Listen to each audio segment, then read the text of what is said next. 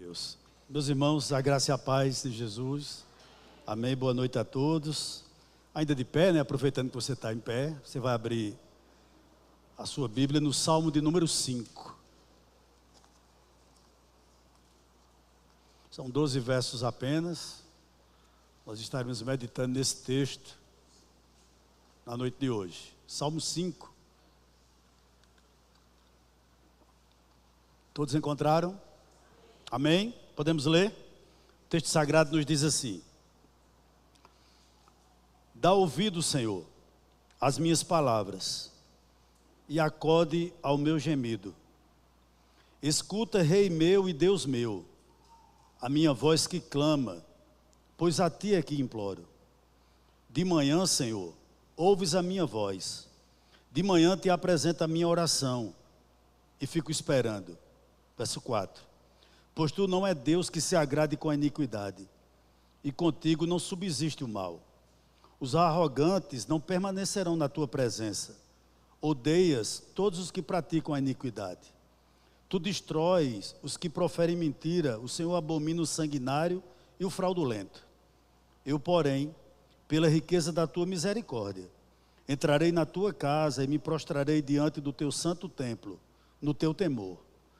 Senhor, guia-me na tua justiça, por causa dos meus adversários. Endireita diante de mim o teu caminho, porque na boca dos meus adversários não há sinceridade. O íntimo deles está cheio de crimes, a garganta deles é sepulcro aberto, e com a língua lisonjeiam. Declara os culpados, ó Deus, que eles caiam por seus próprios planos. Rejeita-os por causa de suas muitas transgressões, pois se rebelaram contra ti. Verso 11. Mas alegrem-se todos os que confiam em ti. Cantem de júbilo para sempre, porque tu os defendes, e em ti se gloriem os que amam o teu nome. Pois tu, Senhor, abençoas o justo, e como escudo o cercas da tua bondade. Vamos orar um pouco mais? Deus, aqui está a tua palavra. Nós te pedimos que pela tua infinita graça e misericórdia, mais uma vez tu nos visite e possa falar ao nosso coração. Toma a nossa mente cativa a ti, que tu possa trazer iluminação sobre a minha vida e tu possa também, Senhor, trazer entendimento para as pessoas que estarão compartilhando desse texto nessa noite, juntamente conosco. Nós te pedimos isso, em nome de Jesus. Amém. Os irmãos poderem sentar, os irmãos que também nos acompanham aí de forma remota, sejam todos muito bem-vindos. Espero que o Senhor nessa noite esteja também falando ao seu coração. Meus amados irmãos, é muito comum para a maioria das pessoas que compõem músicas expressarem o estado emocional do seu coração quando compõem alguma canção. E no meu entender, essa é uma realidade do coração de Davi nesse salmo. Porque os salmos nada mais é do que cânticos ao Senhor.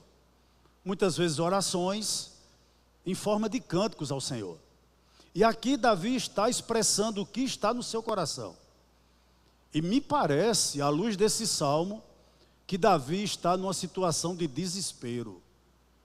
Davi está exatamente no fundo do poço, quando ele compõe um conjunto de salmos, que a gente vai falar daqui a pouco quais são eles. Um detalhe interessante acerca desse salmo. E antes eu gostaria de lhe fazer uma pergunta, e eu sei que você tem plena condição de me responder. Davi era músico. E que instrumento Davi tocava? Ninguém? Harpa, quase todos. Amém. Me animou demais saber que vocês sabiam que Davi tocava harpa. É verdade, Davi tocava harpa. E a harpa, como vocês também devem saber, já que conhecem tão bem o instrumento e o instrumentista, a harpa, ela nada mais é do que um instrumento alegre. Tocar a harpa é um instrumento de alegria, é um instrumento que expõe a sua alegria nas suas cordas. Mas interessante que Davi ele é muito cuidadoso quando ele compõe esse salmo. Olha o que ele diz aqui no cabeçalho do salmo. Ao mestre de canto, para quê?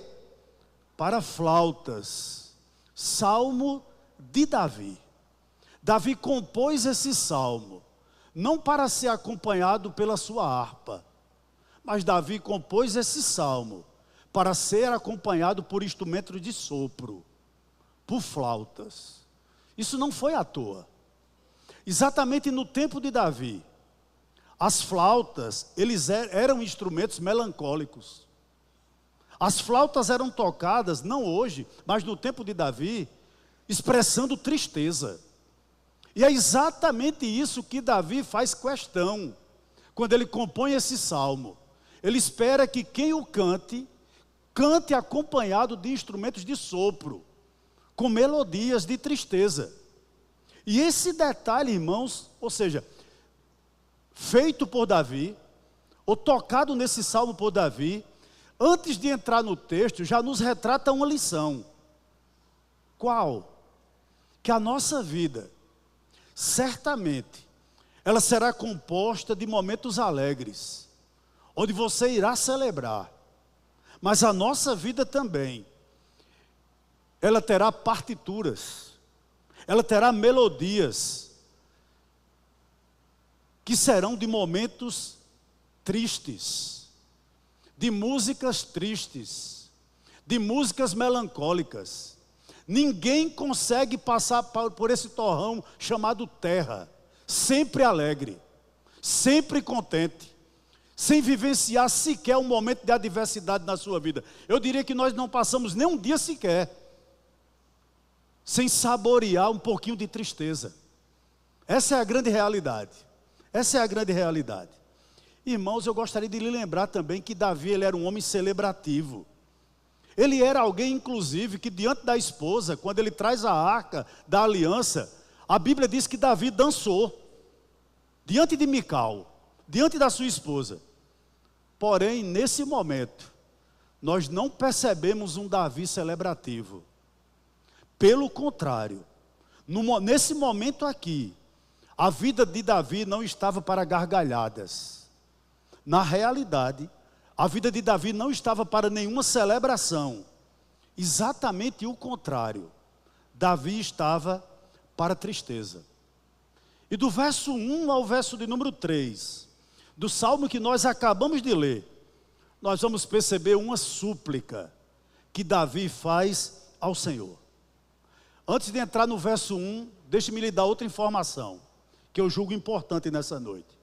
Com exceção do salmo 1 e 2, o salmo 3, 4, 5, 6 e 7. Todos esses salmos, o 3, o 4, o 5, o 6 e o salmo de número 7, eles foram escritos tendo como pano de fundo um contexto apenas.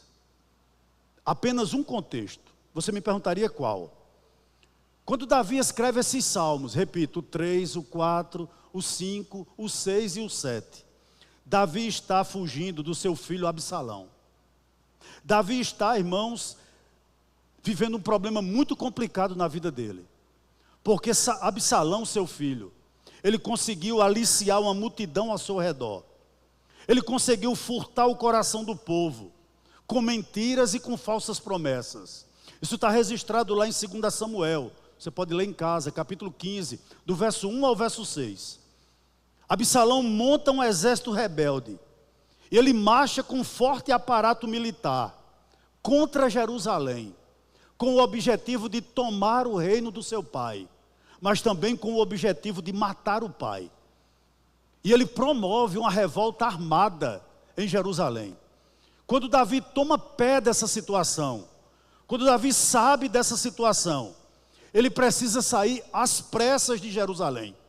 Imagine você, se coloque no lugar de Davi.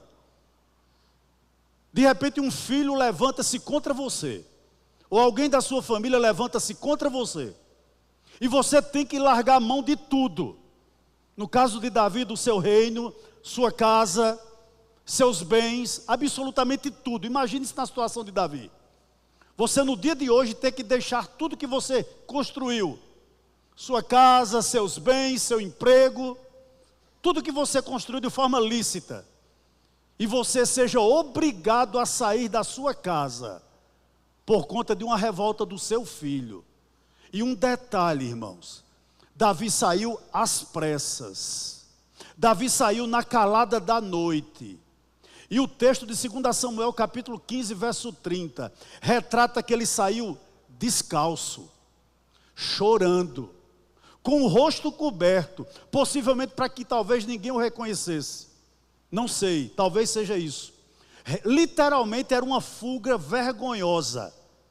E Davi cruza o vale de Cedron, sobe o Monte das Oliveiras e ruma para o deserto. É nesse contexto que eu acabei de lhes dizer, que ele consegue escrever o Salmo 3, o Salmo 4, o Salmo 5, o Salmo 6 e o Salmo de número 7. 5 salmos são compostos, Davi tendo o coração da maneira como ele está aqui. Imagine aí. Chama a sua atenção agora para o verso 1. Ele diz o seguinte: dá ouvido, Senhor, às minhas palavras, e acode ao meu gemido. Veja bem que coisa. Davi está vivendo aqui um momento de sofrimento. Eu gostaria de lhe lembrar o seguinte aqui nessa noite. O sofrimento, ele tem o poder de expor o que está no nosso coração. Normalmente, quando nós estamos sofrendo, nós expomos, muitas vezes de forma pública, às vezes até mesmo de forma particular, o que está dentro do nosso coração. E é isso que Davi está fazendo aqui. Davi pede a Deus para que Deus o escute. Versículo de número 1. Dá ouvido, Senhor. Dá ouvido, Senhor. Mas ele diz, dá ouvido, Senhor, ao quê? Em primeiro lugar, as minhas palavras. O que é que Davi está dizendo? Há momentos no meu sofrimento, há momentos nessa situação, Senhor, que eu tenho, digamos assim, a capacidade de coordenar bem as palavras. Davi está dizendo a Deus, Deus, às vezes, há lucidez na minha mente, para que eu saiba pelo que eu estou orando. Às vezes eu coordeno muito bem as minhas ideias. Muitas vezes, Senhor, eu medito no que eu vou dizer. Talvez seja a sua realidade ou a minha. Em momentos de sofrimento, nós paramos para orar e nós conseguimos, irmãos, coordenar a nossa oração. Mas às vezes o sofrimento é tão atroz, o sofrimento é tão intenso, que você já não sabe nem o que pedir a Deus. É exatamente isso que Davi está dizendo aqui no versículo de número 1, quando ele diz, acode as minhas palavras, aliás, escuta as minhas palavras, mas ele diz no finalzinho do verso 1, acode ao meu gemido. Que diferença tem de palavras para gemido? Meus irmãos, essa palavra gemido, no hebraico, ela é agige. Agige. O que ela significa no original? Essa palavra ela só aparece nesse salmo, e no Salmo 39, verso 3. E ela pode significar duas coisas. Duas coisas. Primeiro, murmurar. Segundo, meditar. Davi está dizendo a Deus o seguinte, Senhor, às vezes, no momento de sofrimento, eu consigo coordenar muito bem as minhas ideias. Mas às vezes, Senhor, quando eu começo a lembrar o que meu filho fez contra mim, eu começo a murmurar. Ou eu começo a meditar, pensando assim, eu criei isso. Há uma aplicação para nós. Às vezes, irmãos, algo que a gente pensa que tem o domínio, às vezes algo que nos parece tão familiar, é exatamente isso que se levanta contra nós. É exatamente isso aqui que Davi está dizendo. É possível que às vezes Davi reclamasse, claro que sim. É muito possível também que em outras ocasiões ele pensasse, meu Deus, o que está ocorrendo com a minha vida? Eu jamais pensei em passar por uma situação assim. Quem sabe seja esse o seu contexto ao entrar aqui nessa noite, ou quem sabe de alguém que está me acompanhando de forma remota. Você jamais pensou em estar vivendo o que você está vivendo hoje. E isso às vezes tira a tua paz.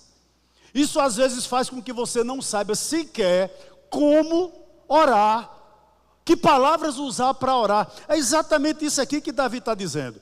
Aí você pode estar se perguntando o seguinte, Mas pastor, Davi era um homem segundo o coração de Deus? Claro que era. É verdade isso. Aí você poderia fazer outra pergunta no seu coração. Seria até possível que eu murmurasse, que eu meditasse, mas um homem segundo o coração de Deus, pastor, murmurando ou meditando, por quê? Eu vou lhe responder, guarde isso no seu coração. Guarde isso no seu coração.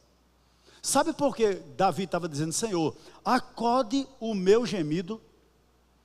Porque as crises mais avassaladoras, as crises mais desastrosas que nós enfrentamos, são as que vêm de dentro da nossa casa. Ou de pessoas que você deu a mão. São as crises maiores que nós enfrentamos. Elas se originam dentro do nosso lar. Ou às vezes no círculo de amizade de pessoas que você tinha plena confiança. É exatamente isso aqui que Davi está dizendo. Ele estava vivenciando uma crise. Com um filho, é verdade. Mas quantas pessoas não vivem crises conjugais? Quantas pessoas não vivem crise com filhos? Quantos de nós estamos aqui e não temos crises com irmãos? Irmãos biológicos, irmãos de sangue. Quantos de nós? E essas crises, elas costumam, fazer com que às vezes a gente coordene bem a nossa oração. Mas às vezes a gente não coordena tão bem. A gente começa a murmurar. Ou às vezes a meditar. Versículo de número 2, irmãos. Vamos para ele, por favor.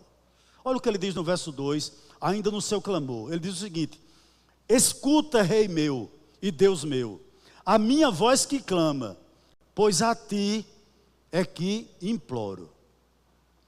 Interessante uma coisa aqui que Davi nos ensina. A quem orar? Posso lhe fazer uma pergunta? Quem é Deus para você? Quem é Deus para você? Para Davi, Deus era rei. Ele estava dizendo o seguinte: toda a minha vida, quem coordena é Deus. Toda a minha vida, quem governa é Deus. Ele tem o primeiro lugar na minha vida sempre. É Ele que reina. Eu sou rei sobre Israel, mas na realidade, o meu reinado é simplesmente uma nuvem diante dele. É a esse ser que ele está orando. Para Davi, Deus não era uma pessoa que não escutava ele, pelo contrário, Deus o escutava. Isso aqui é muito claro no verso 2, ele diz: escuta, Rei meu e Deus meu, a minha voz que clama, pois a ti é que imploro. Ô irmãos, só implora quem tem pressa. Só implora, irmãos, quem não tem mais recurso. Só implora, irmãos, quem não tem mais conselho para dar. Só implora, irmãos, quem não tem mais argumento. Só quem implora, irmãos, é quem está na sala do desespero. Só quem implora é quem está na sala da urgência. Davi está dizendo exatamente isso para Deus: Senhor, eu não tenho mais o que fazer com Absalão. Eu não sei mais o que fazer com Absalão. Eu não sei o que está acontecendo com esse rapaz. Eu não sei mais o que fazer. Talvez seja a sua realidade hoje. Há situações na sua vida que você já perdeu todos os seus argumentos. Os recursos humanos que você tinha diante de você, posto em sua mão, você já usou todos. Todos. O conselho que Deus está lhe dando aqui mediante a sua palavra é esse: implore. Diga que você já não pode mais, que você não tem mais o que fazer. Implore. Mas uma coisa me chama a atenção aqui no verso 2. Por que, irmãos, há tanta gente que fracassa na oração? A gente hoje vê poucas respostas de oração. Apesar da igreja ter crescido, segundo os dados estatísticos aí do IBGE, a gente vê pouca gente respondendo resposta de oração. E você me perguntaria, por que tanta gente fracassa na oração? Entre outras coisas, eu creio que eu tenho uma resposta para você aqui nessa noite. João capítulo 15, verso 7. Diz o seguinte: se permanecerem em mim, e as minhas palavras permanecerem em vocês, pedirão o que quiserem, e lhes será o quê? e lhe será feito. Uma das razões pelas quais as nossas orações não são ouvidas é porque talvez nós não estamos obedecendo à palavra do Senhor. Nós não estamos obedecendo à palavra do Senhor. Sabe? Talvez seja essa a sua razão, eu não sei. O fato de você não ser obediente à palavra, meus irmãos, Deus não vai lhe responder.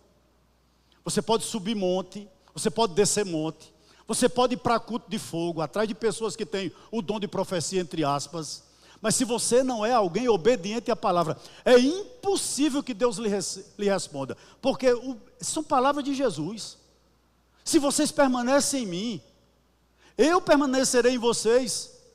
E se as minhas palavras também permanecem em vocês, vocês podem pedir o que quiserem, segundo evidentemente a vontade de Deus, e lhe será feito. Então uma das razões de nós não sermos respondidos, talvez seja essa: nós somos desobedientes, e Deus não premia a desobediência. Isso é muito claro.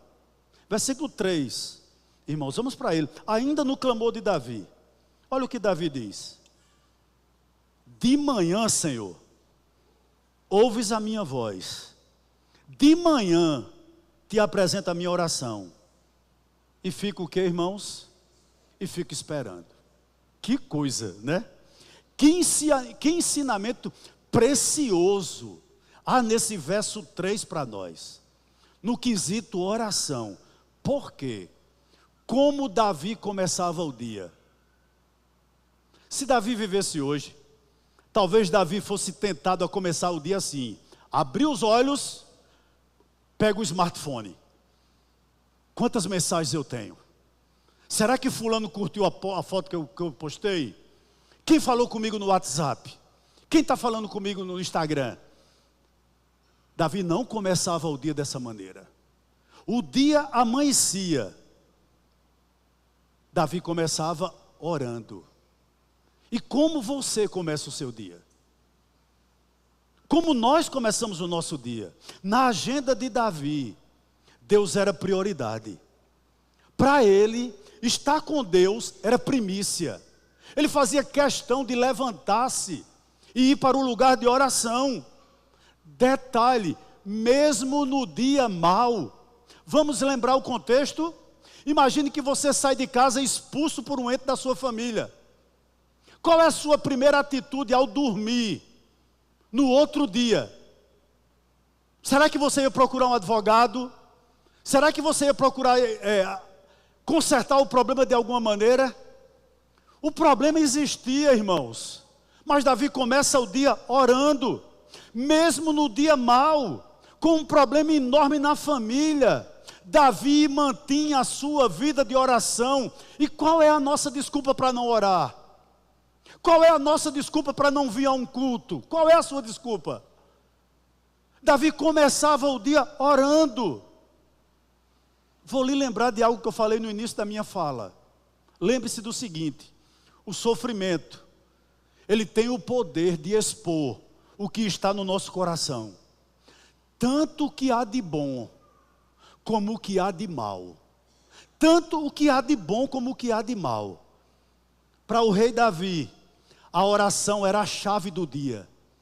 Ele começava o dia com a chave da oração na mão. Mas um detalhe, ele terminava o dia com a oração também, porque para Davi a oração era a fechadura da noite. Pastor, aonde está isso? Eu chamo a sua atenção para o salmo anterior, capítulo 4, aliás, salmo de número 4, versículo 8. Olha o que ele diz. Antes de eu ler o texto, olhe para mim. Eu digo isso aqui, eu já disse algumas vezes, né? Eu não sei se existe inveja santa. Existe? Eu acho que não, né? Mas se existir inveja santa, eu tenho inveja de Davi. Porque diante de um problema desse, eu fico pensando qual era o travesseiro de Davi. Num deserto. Possivelmente uma pedra. Qual era a cama? Areia. A cobertura, talvez debaixo de uma árvore, não sei. Veja como ele ia dormir depois da revolta do filho. E olha o que o verso 8 do Salmo de número 4 nos diz. Diz o quê? O quê, irmãos? Em paz me deito. Com 10 doses de Rivotril? Com 15 de Azepam? Não, e logo pego no sono. Eu tenho inveja do cara. Ele tem paz diante, irmãos, do furacão. Tudo em volta está pegando fogo. Davi consegue colocar a cabeça numa pedra e dormir, irmãos, tranquilo, e acordar no outro dia orando. Ele diz, verso 8 do capítulo 4, do Salmo de número 4, em paz me deito e logo pego no sono, porque só tu, Senhor, me fazes repousar seguro. Ah, Davi, como eu te invejo. Né? Como eu invejo Davi. Interessante, irmãos. Lutero tem uma frase interessante. Ele diz o seguinte: se eu não oro um dia, Deus irá perceber. Se eu não oro 2 dias, o diabo vai perceber. Se eu não oro 3 dias, todos irão perceber. O que é que Lutero está querendo dizer? E com base nesse verso 3 que nós estamos analisando aqui nessa noite. Não trabalha bem quem não ora bem. Não estuda bem quem não ora bem. Essa é a grande realidade. Não está preparado para os desafios do dia mau quem não consegue ter vida de oração.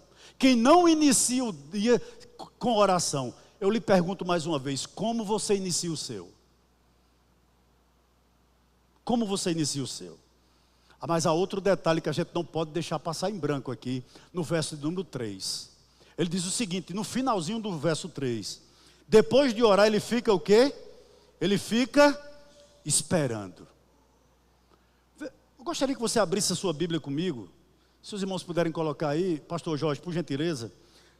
Tiago, capítulo 1, verso 6 ao verso 8. Os irmãos podem acompanhar aí no telão. No telão que eu digo é nas 2 telas pequenas de TV que tem aí. Tiago, capítulo 1, versículo 6 ao verso 8, já está ali. Diz o seguinte, olha. Peça, porém, com fé. Isso aí é pedindo por sabedoria, né? Mas o princípio vale para tudo. Peça, porém, com fé, em nada duvidando. Pois o que duvida é semelhante à onda do mar, impelida e agitada pelo vento. Verso 7. Que uma pessoa dessas não pense que alcança do Senhor alguma coisa, sendo indecisa e inconstante em todos os seus caminhos. Outra coisa interessante aqui, Davi orava e ia esperar a resposta da oração. Eu achei isso aqui muito, muito, muito interessante para nós. Ele ficava esperando para ver que porta Deus iria abrir para ele. Deus iria abrir para ele. Por que isso é, irmãos? Porque isso é precioso para nós nessa noite. Vou lhe dizer, Davi ora e espera a resposta da sua oração. Sabe por quê? Quem ora sem aguardar a resposta, não ora de fato. Se você ora por orar, você não está orando. Quem ora sem esperar, sem aguardar a resposta, de fato essa pessoa não orou. Permita-me aqui um parênteses. No interior do nosso estado aqui, no sertão paraibano, uma região aqui do Cariri estava passando uma seca fora do comum. E o pastor teve uma ideia. Ele disse, a igreja vai entrar em oração para que Deus mande chuva sobre a terra. E ele fez um desafio à igreja no domingo pela manhã na EBD. Disse, irmãos, à noite, todos nós vamos estar orando para que Deus derrame chuva sobre a nossa terra. E os irmãos se comprometeram à noite, após a palavra, levantar um grande clamor para que Deus pudesse finalmente mandar chuva. E a igreja veio quase toda, a sua membresia. Mas uma pessoa chamou a atenção do pastor. Uma criança de 12 anos. Aquela criança sentou no banco da frente. E o pastor podia ver na mão dela uma sombrinha. E no final, depois de orar, ele perguntou àquela criança, por que você está com essa sombrinha? Ela disse, porque pastor, lembre-se, nós estamos orando para que Deus mande chuva. Deus respondendo a nossa oração, eu vou para casa debaixo de chuva. Eu creio. Isso é orar e esperar. Era exatamente isso que Davi estava nos ensinando aqui. Amém? Versos 4 até o verso de número 6. Aqui Davi vai fazer uma declaração do caráter justo de Deus. Verso 4 até o verso de número 6. Vamos inicialmente para o verso 4. A palavra do Senhor nos diz assim: pois tu não és Deus que se agrade com a iniquidade, e contigo não subsiste o mal. O que Davi está dizendo aqui no verso 4 acerca do caráter de Deus? Davi está dizendo que com o Deus que nós servimos, o mal não habita com ele. O mal não habita com ele. Uma coisa interessante aqui. Eu gostaria de lhe fazer uma pergunta aqui nessa noite, irmão, sinceramente. Com o que você está envolvido? Você está envolvido com o quê? Por que eu faço essa pergunta com base no verso número 4? Porque Davi está nos ensinando, evidentemente inspirado pelo Espírito Santo, que Deus não premia o pecado. É loucura qualquer um de nós que está aqui nessa noite, e as pessoas que estão nos acompanhando de forma remota, é loucura para qualquer um de nós pensar, meus irmãos, que a gente vai se envolver com o pecado e nós vamos sair ileso. Você não vai sair ileso. Por essa razão eu comecei a exposição desse verso 4, lhe fazendo essa pergunta: com que você está envolvido? Com o que nós estamos envolvidos? Onde estamos colocando as nossas mãos? Onde estamos colocando os nossos olhos? Onde estamos colocando os nossos pés? A pergunta que eu lhe faço é exatamente essa: com o que você está envolvido? Davi está nos dizendo aqui em oração como é o caráter de Deus. Por que ele faz, irmãos, esse lembrete? Porque ele está dizendo: meu Deus, como eu tenho pena de Absalão. Tem misericórdia de meu filho, Senhor. É isso que Davi está dizendo. Porque ele está transtornado, ele está louco. Salomão não está te levando, Absalão não está te levando em conta. Esse é o ponto aqui, irmãos. Verso 5 e verso 6. Vá para ele, inicialmente o verso 5. Olha o que ele diz: os arrogantes não permanecerão na tua presença.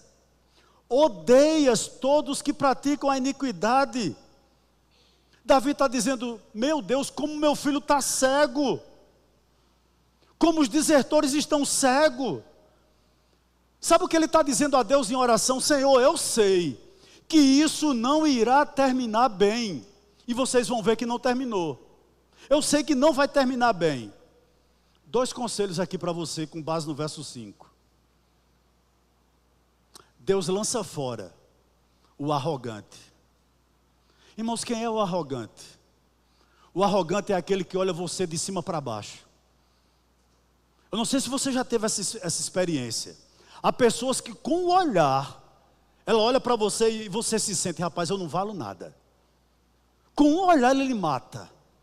Porque ele se acha superior a tudo e a todos, inclusive a você. Era assim que Absalão estava se sentindo: eu sou maior do que meu pai.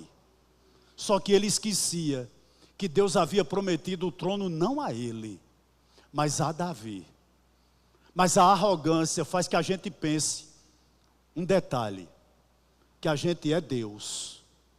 E se nós soubéssemos que Deus é Deus e que nós somos pó, nós valorizávamos isso demais.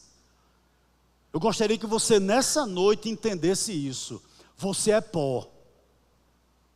Eu sou pó. Nós não somos absolutamente nada, irmãos. Nós não temos o controle sobre a nossa vida.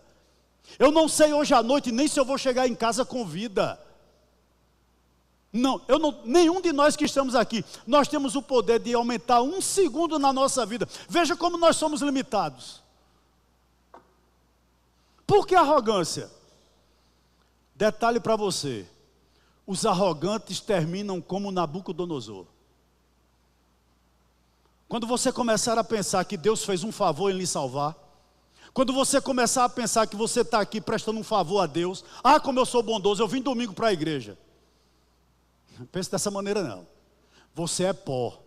Pela infinita graça e misericórdia de Deus, Deus te escolheu. Por essa razão você está aqui nessa noite. Nós somos pó. Temos que lembrar isso todos os dias. E parece que Deus nos lembra isso todos os dias. Sabe por que eu digo isso? Porque o orgulho, ele sempre leva as pessoas à destruição. E a vaidade, quem tem, sempre vai cair em desgraça. O clamor de Davi aqui era pelo seu filho, falando sobre o caráter de Deus no verso 4. E ele continua no verso 5 dizendo o seguinte, olha. Aliás, no verso 6. Tu destróis os que proferem mentira. O Senhor abomina o sanguinário e o fraudulento. No íntimo do rei Davi aqui, ele sabia que essa rebelião do filho dele, repito, não terminaria bem. Meus irmãos, Absalão era um arrogante, ou pelo menos havia se tornado. Ele conquistou o povo através da mentira, né? Ele ficava na porta de Jerusalém, julgando as causas do povo, que era para Davi julgar. Ele era quem estava julgando, mentindo. Ele tornou-se também um sanguinário. Em uma única batalha que ele promoveu, devido a essa rebelião dele, morreram 20.000 homens. Ele tornou-se mentiroso, arrogante, sanguinário, 2 Samuel capítulo 18 diz isso, e mais, fraudulento. O que significa isso? Ele queria tomar o trono do pai, usurpar o trono do pai. Meus irmãos, que coisa terrível. Com base nesse verso 6, me permita lhe dar 2 exemplos aqui, ou na realidade 2 conselhos. Não seja um sanguinário. Aí você pode estar dizendo, pastor, eu acho que o senhor está caducando, porque eu nunca matei ninguém, e eu creio que você nunca matou ninguém. Graças a Deus por isso. Mas eu posso lhe fazer uma pergunta? Quantos de nós estamos aqui e já matamos pessoas no nosso coração? Vou lhe dar um exemplo bíblico. O filho pródigo. O filho pródigo tinha um pai vivo. E ele vai diante do pai e diz, me dá a parte que me cabe, pois eu vou agora viver a minha vida. O que era que aquele filho pródigo estava fazendo com o pai? O pai em vida, vivo, ele estava conseguindo matar o pai dentro do seu coração. Quantos de nós, irmãos, não temos matado o nosso cônjuge dentro do nosso coração? Quantos de nós estamos aqui e a nossa mulher não é sua prioridade? A sua mulher não é sua prioridade. Quanto de nós está aqui e seu marido não é prioridade? Veja como nós temos o poder de matar as pessoas no coração. Não precisa uma faca, não precisa um revólver, basta que você mate ele no coração. Quantos filhos são órfãos de pais vivos? Porque os pais estão muitas vezes mais interessados em sua carreira, nos seus sonhos, do que em cuidar dos filhos. Quantos de nós não matamos os filhos, irmãos, no nosso coração? É isso que Davi está tratando aqui, não se torne um sanguinário. Mas ele diz outra coisa interessante, não seja um fraudulento. Em outras palavras, não queira o que não é seu. Absalão, estava querendo tomar o trono. Mas o conselho de Davi aqui, inspirado evidentemente pelo Espírito Santo, é esse para nós. Não se torne um fraudulento. E eu vou lhe dizer por quê. A consciência tranquila é boa companheira na cama. Vou lhe dizer algo mais aqui.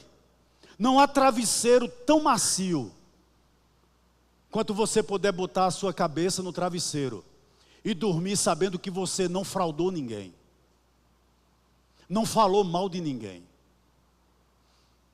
Meus irmãos, não existe cobertor tão quente como você saber que há o interesse de Cristo pela sua vida.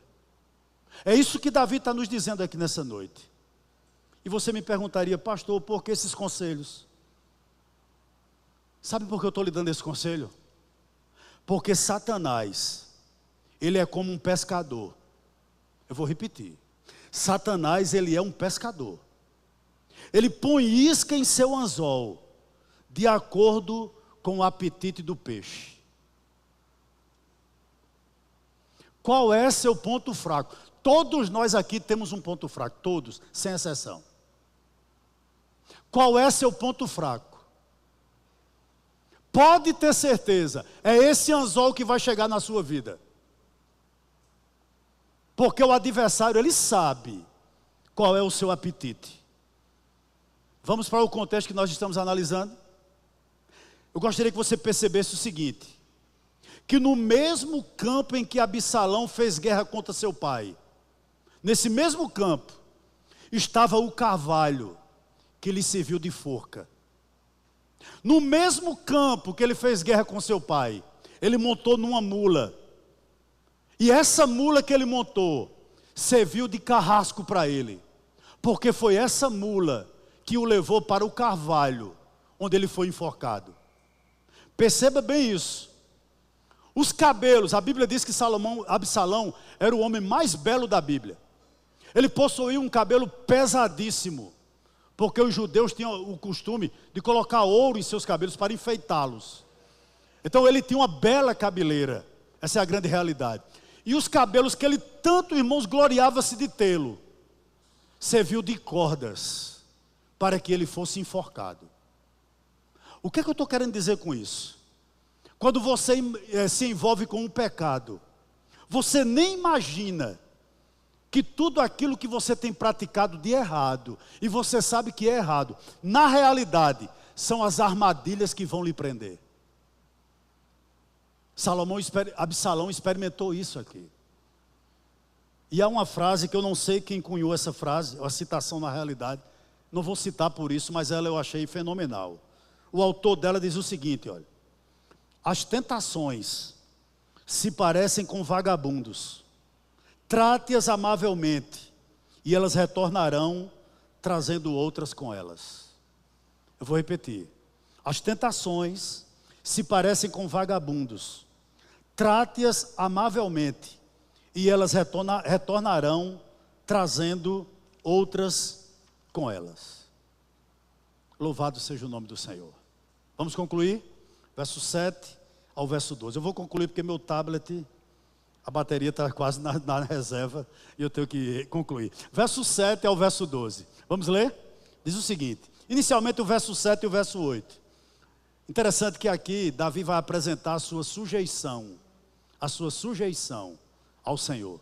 Olha o verso 7 e o verso 8. Ele diz o seguinte: eu, porém, pela riqueza da tua misericórdia, entrarei na tua casa e me prostrarei diante do teu santo templo, no teu temor.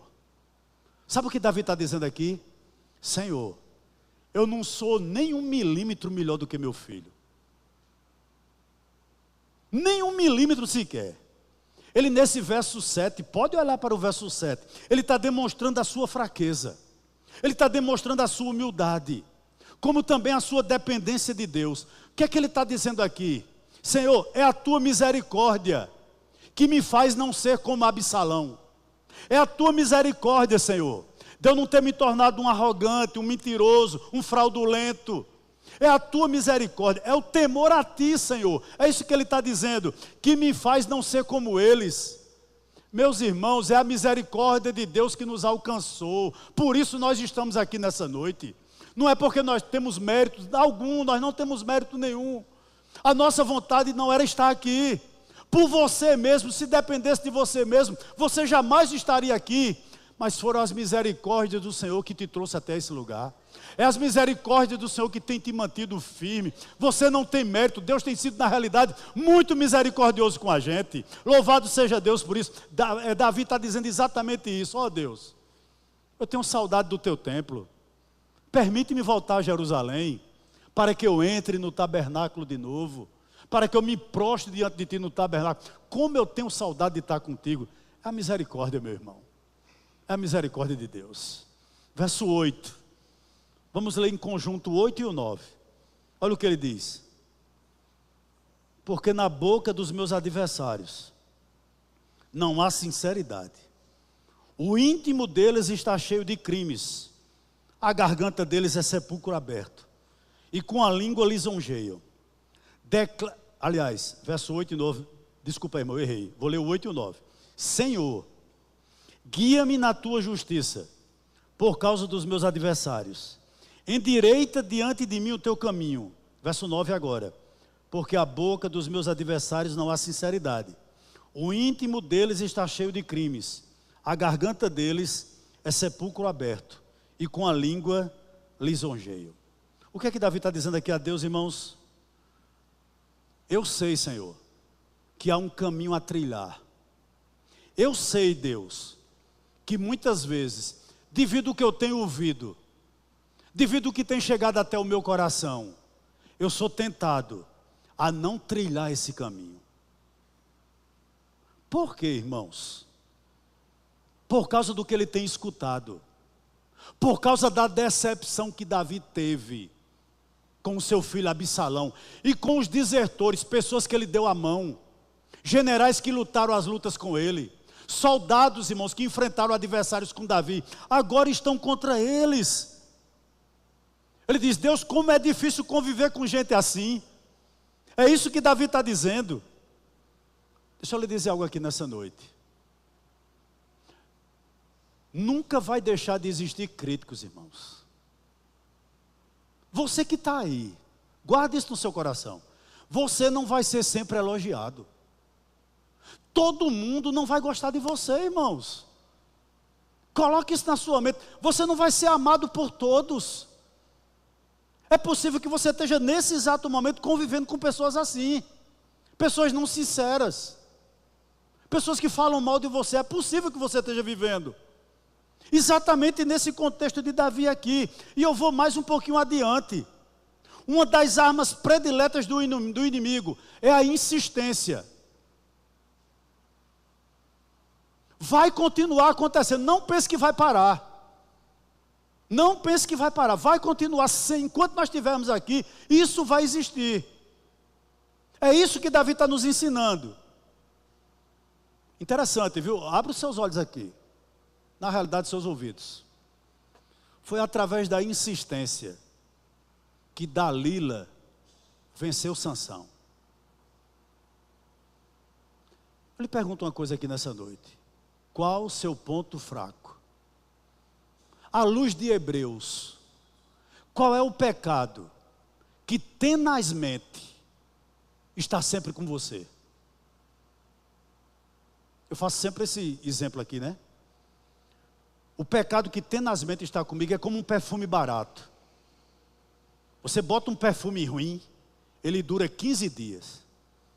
O cheiro não sai. Não é verdade? Assim é o pecado que tenazmente nos assedia. Deixa eu lhe dar um conselho aqui nessa noite.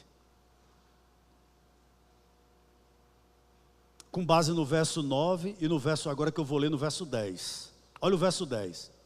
Declara os culpados, ó Deus, que eles caiam por seus próprios planos. Rejeita-os por causa de suas muitas transgressões, pois se rebelaram contra ti. Com base no verso 8 e no verso 9. Peça a Deus o seguinte nessa noite: Senhor, fortalece as minhas mãos. Não deixe, Senhor, que eu venha a não fazer aquilo que tu designasse para mim, por causa das críticas, por conta das mentiras, por conta das pessoas que não me entendem. Não deixa. Não deixa que eu desanime. Talvez seja essa a palavra que você tenha ouvido nessa noite. Fortalece as minhas mãos. Por que eu estou dizendo isso aqui? Porque Deus nunca mandou você contar seus inimigos. Ele só mandou que você permanecesse fiel. Cuidasse do que Deus colocou em suas mãos. Porque de você, quem continuará cuidando é Ele. Louvado seja Deus por isso. Verso 10. Outro conselho com o verso 10. Eu achei interessante aqui o verso 10, porque aparentemente você pode pensar o seguinte: parece que Davi está orando por vingança, né? Mas não é isso, irmãos. Ele está fazendo uma oração imprecatória. O que Davi está fazendo aqui no verso 10 é o seguinte: Senhor, todo pecado na realidade é contra ti. Então trata esse povo, Senhor, como ele merece. É isso que Davi está dizendo aqui. Eu posso lhe dar um conselho aqui nessa noite, mais um. Entregue aquilo que você não tem condição de resolver, que tira a sua paz. Entregue ao Senhor. E vou lhe dar um exemplo bíblico para isso. Há um louvor que fez muito sucesso, né? Ainda essa semana eu ouvi ele numa rádio, eu acho bonito. Quando aquela Alice Maciel, né, diz: Ana, mulher angustiada, né? Eu vou entrar qualquer dia no louvor. A sua inimiga, a gente acha lindo a história de Ana. Mas quando você abre em 1 Samuel capítulo 1, você vê que Ana casou-se com Penina, com Eucana, né? Aí Eucana, muito insatisfeito porque queria ter filho, arruma um caso extraconjugal com uma mulher chamada Penina.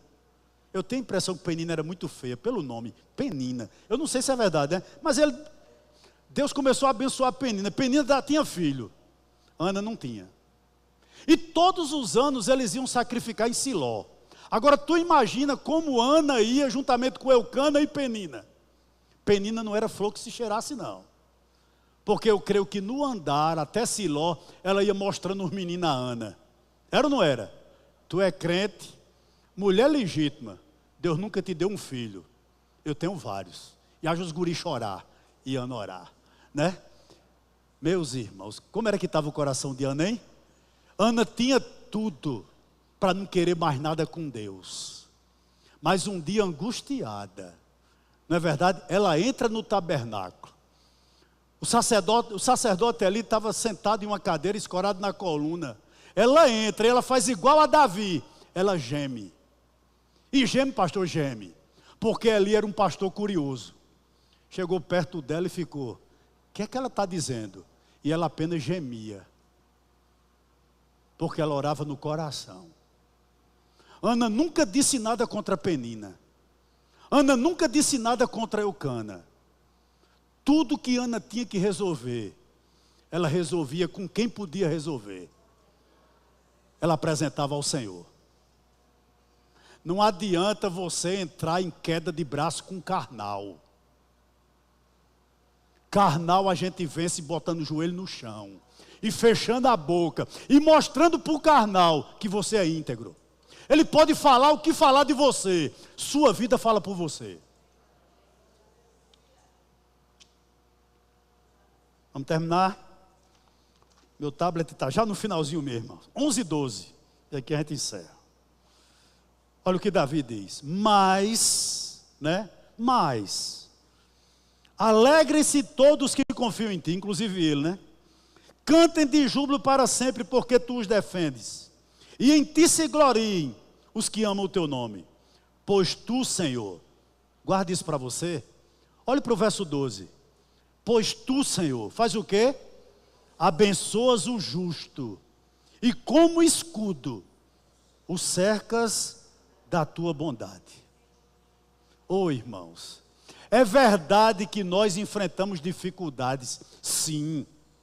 Mas veja o que Davi está nos dizendo aqui. Que os críticos não se calaram. Ele está dizendo que os mentirosos não cessaram. Mas Davi está dizendo que nós devemos nos alegrar em Deus. Por quê, meus irmãos? Porque Ele nos defende, Ele nos abençoa e mais, Ele nos protege. Deixe-me fazer uma pergunta aqui nessa noite e a gente vai terminar. Qual a situação adversa que você tem passado?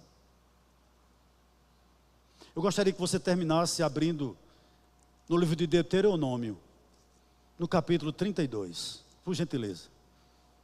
Aqui a gente termina. Verso 10 ao verso 12.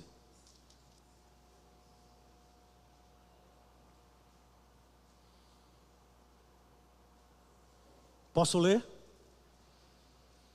Está vivendo uma situação difícil? Israel aqui também estava. Olha o que o verso 10 diz. Ele aqui é Deus, o encontrou numa terra deserta e num ermo solitário povoado de uivos. Rodeou e cuidou dele. Guardou como a menina dos olhos. Como a águia desperta a sua ninhada e voeja sobre os seus filhotes. Estende as asas e tomando-os leva sobre elas. Assim só o Senhor guiou o seu povo e não havia com ele, com o seu povo, Deus estranho. Meus amados irmãos, talvez você entrou aqui numa situação de sofrimento. E o sofrimento, ele nos traz algumas sensações.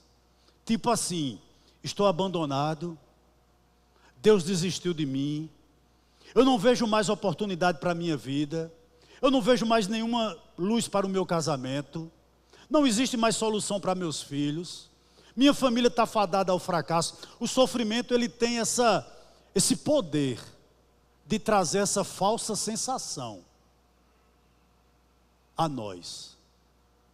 Permita-me aqui eu dizer, talvez você, nem todos aqui estavam na EBD, mas Leandro disse, entre tantas coisas que Leandro falou aqui, de uma forma muito pertinente, ele citou um exemplo, se eu não me engano foi do pastor Hernando Dias Lopes, que uma senhora entrou no gabinete dele, pediu um gabinete, e disse que estava a ponto de tirar a vida dela. E o pastor Hernandes perguntou por quê. Ele disse porque ela havia presenciado, no prédio que ela morava, uma pessoa pular de um determinado andar, né, cometeu suicídio. Essa pessoa morreu. E o pastor perguntou por que ela estava a ponto de tirar a própria vida. Ela disse por uma palavra que o pai dela havia dito a ela. Veja que às vezes, irmão, o nosso sofrimento é muitas vezes algo no íntimo, é no coração. O poder que uma palavra tem, né? Tanto de abençoar, tanto de ser bálsamo, como de ser veneno mortal, né? Não sei se seu deserto é esse. Mas o que esse texto, verso 10 ao verso 12 de Deuteronômio 32 nos ensina? Em primeiro lugar, no teu sofrimento, Deus te encontra. É Ele a tua sombra à tua direita. O Salmo 27 diz isso. Deus jamais há de te abandonar. Além disso, não só te encontrar, Ele te rodeia. Ele é teu escudo, é Ele que está te protegendo. Louvado seja o nome do Senhor. E mais, Ele diz que Ele nos guarda como a menina dos seus olhos. Uma das partes mais sensíveis do nosso corpo. E ao mesmo tempo mais bem guardada por nós, é a menina dos nossos olhos. Na verdade, quando vem, eu vou usar esse termo, não um cisco, a gente logo fecha os olhos. Não é verdade ou não é? Nós a protegemos demais. É assim que Deus nos protege. Aí você pode estar dizendo, pastor, o que essa situação que o senhor narrou no Salmo de número 5 trouxe para Davi? Eu vou lhe dizer, amadurecimento. Por quê, pastor? Vou lhe explicar por quê.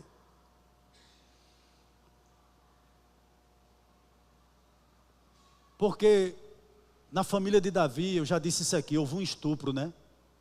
A filha dele, chamada Tamar, foi estuprada pelo próprio irmão chamado Aminon. Davi nunca tratou isso com os filhos. Tamar foi abrir o coração dela, sabe com quem? Com Absalão.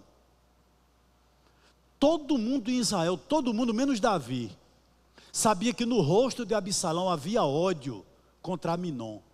E Absalão mata Aminon. Quando Davi sabe disso, tenta matar Absalão. Ele vai embora, passa algo em torno de 2 anos, creio eu, pedindo para voltar para ver o pai de novo em Jerusalém. Davi nunca permitiu. Por interferência de Joabe, um dos generais de Davi, Davi promete, aliás, permite que Absalão volte. Mas nunca diz uma palavra sequer a Absalão. Nunca.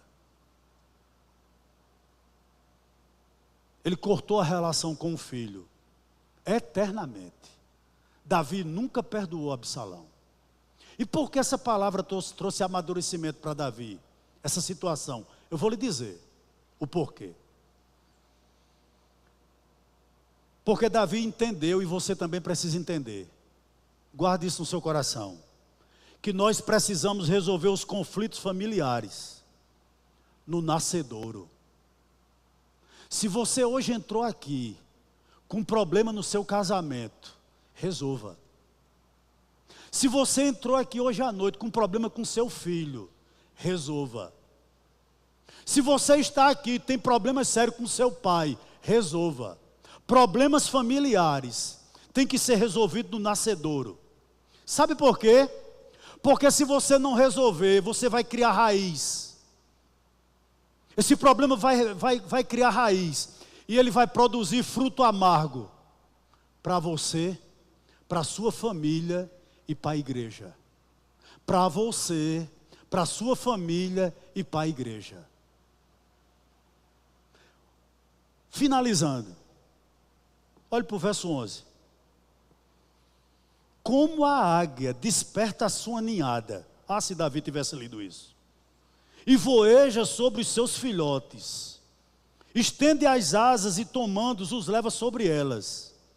Assim só o Senhor guiou o seu povo. E não havia com ele Deus estranho. Meus amados irmãos, como é que uma águia pode nos ensinar? Deixa eu lhe dizer algo aqui nessa noite. E aqui eu termino falando quase que exclusivamente para você que é pai e mãe. Aqui nessa noite. A águia, ela faz seus ninhos no lugar mais alto que ela pode. E mais longe do predador. Interessante que Ló, ele estendeu as suas tendas e colocou a sua família lá em Sodoma, bem pertinho do predador. Pergunta para pai e mãe que está me ouvindo aqui nessa noite. Quem são os amigos de seus filhos? Com quem seu filho tem saído e sua filha? Você tem perguntado a seu filho como está o namoro dele? Segundo ponto. A águia, ela não tolera predador no ninho. Ela fica voando de longe, quando ela vê, mata-o. Serpente, por exemplo. Sabe por quê? Aconteceu essa tragédia aqui na casa de Davi, eu vou lhe dizer por quê. Porque mesmo sendo um homem de Deus, Davi permitiu que uma víbora peçonhenta, chamado Jonadab, fizesse morada na casa de Davi. Foi esse homem, Jonadab, dentro da casa de Davi, que aconselhou Aminon a violentar Tamar. Quem são seus conselheiros? Você se aconselha com quem? Quem tem disciplinado seus filhos? Irmãos, seus filhos bebem de quem?